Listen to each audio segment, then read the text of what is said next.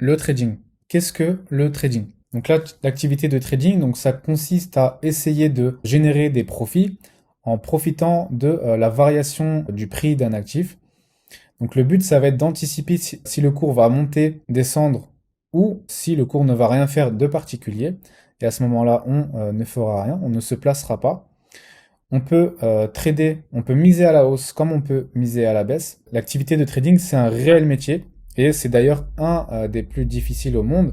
Comparé à certains métiers, cette fois-ci, ça va plutôt nécessiter un énorme effort mental car le trading, donc ça génère des émotions. Le trading, c'est vraiment différent des jeux d'argent. Ça y ressemble, mais c'est tout à fait différent, puisque en trading, si vous voulez, il s'agit de faire une bonne analyse des graphiques et de l'actualité économique. Et si on le fait dans les bonnes manières, en respectant certaines règles, eh bien, on va faire des bénéfices de manière régulière.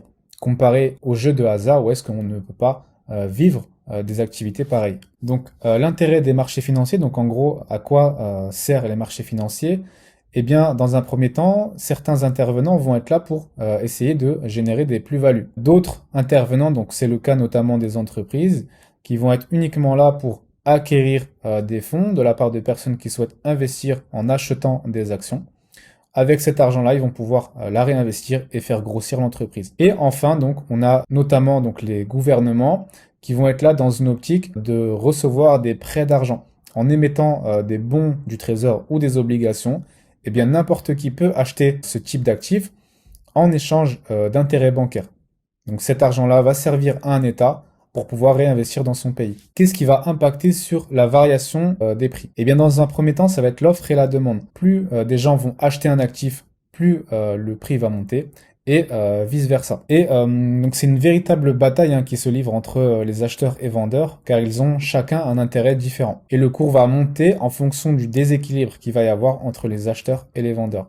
Donc pour vous donner un exemple, pour bien illustrer ce qu'est l'offre et la demande, donc je vais vous donner un exemple de ce qui s'est passé en mars 2020 pendant la crise de coronavirus par rapport au prix du pétrole. Donc c'était le confinement, c'était la crise économique. Donc les entreprises avaient beaucoup moins d'activités, donc notamment les entreprises de transport, etc. Et également les particuliers, comme vous peut-être, qui utilisent donc de l'essence pour aller au travail. Donc avec la situation qu'il y avait à ce moment-là, donc il y avait beaucoup moins de personnes qui avaient besoin d'acheter du pétrole, et donc moins il y a de personnes qui souhaitent acheter un actif, plus le prix il va baisser. Donc voici en gros un exemple de ce qu'est l'offre et de la demande. Et ça tombe bien puisque au moment où j'enregistre cette formation, cette vidéo, le cours du pétrole est en train d'exploser. Car on sort de crise, les entreprises sont revenues au niveau d'activité qu'ils avaient avant, peut-être même encore plus pour certaines entreprises. En gros, les choses se sont reprises. Le taux de chômage s'est réduit, donc il y a beaucoup plus de personnes qui vont au travail. Le télétravail est en train de disparaître petit à petit. Les gens ils vont plus se déplacer au bureau. Donc, il y a beaucoup plus de demandes pour acheter du pétrole et donc forcément les cours flambent. À côté de ça, donc on a l'actualité économique qui va avoir un impact sur la variation des cours. De manière très régulière, il y a les annonces économiques qui vont surtout bien fonctionner sur le marché des devises. On a par exemple le taux de chômage d'un pays en question ou d'un continent pour le cas de l'euro. On a également l'inflation qui va avoir un impact sur la variation des cours et aussi les taux d'intérêt. D'un autre côté, on peut avoir une défaillance ou des bonnes nouvelles concernant une entreprise en particulier. Pour vous donner un exemple, donc en 2008 avec la crise des subprimes ou même en 2020, en mars 2020 pendant la crise de coronavirus.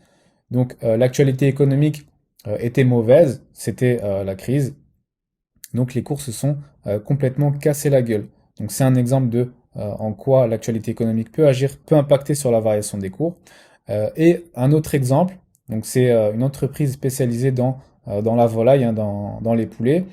Eh bien, en période de grippe aviaire, eh bien, il y a une entreprise qui a fait faillite car sa matière première, donc notamment les poulets, etc., la volaille, était infectée par cette grippe-là. Donc elle a dû, entre parenthèses, mettre à la poubelle toute sa marchandise et donc elle a fait faillite. Donc voici un autre exemple d'une mauvaise nouvelle qui a eu un impact sur une entreprise et qui a fait que cette actualité-là fasse chuter le cours de l'action. Et enfin, pour terminer, on va voir les différents intervenants qui existent. Donc nous avons les traders particuliers, donc les traders pour compte propre. Nous avons ensuite notamment les grandes entreprises qui sont cotées en bourse. Nous avons les gouvernements, nous avons les banques centrales. Donc elles vont surtout être là pour agir en tant que régulateurs sur les marchés financiers, pour surveiller un peu les excès et avoir un impact sur la variation des cours si cette variation-là a un impact négatif notamment sur l'économie. Elle va utiliser les outils qu'elle a à disposition, notamment la modification des taux d'intérêt, ou alors soit la réduction de la masse de billets en circulation pour contrôler l'inflation par exemple. On a un tas d'autres exemples. Et enfin pour terminer, donc nous avons en tant qu'intervenants donc les fonds d'investissement. Ce sont des intervenants qui ont un énorme impact sur les marchés financiers puisqu'ils investissent avec des milliards et des milliards investis sur les marchés financiers, ça fait tout de suite de gros mouvements sur les cours boursiers. Ça sera tout, on se retrouve dans une prochaine vidéo.